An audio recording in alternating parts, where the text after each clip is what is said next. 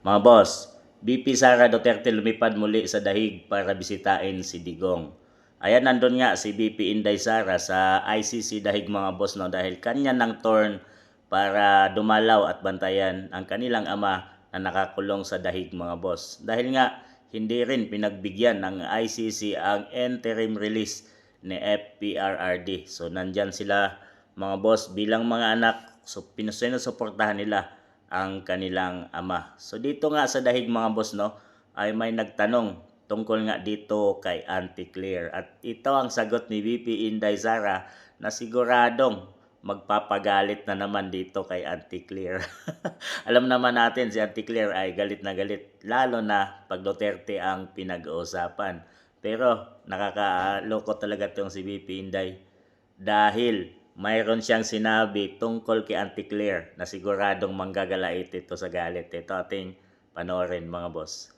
Yan na sinasabi ko lagi, no, na wag na natin i-carry kung ano yung sinasabi niya. Kasi unang-una,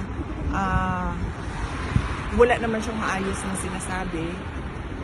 Nakakabobo ng tao yung kanyang sinasabi. At saka pangalawa, nagdadala yun ng kahihiyan.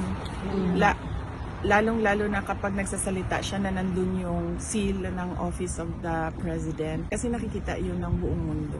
So nakakadala yun ng kahihiyan bilang mga Pilipino. Kaya ang mas maganda dyan, huwag pansinin para hindi umabot yung balita kung saan.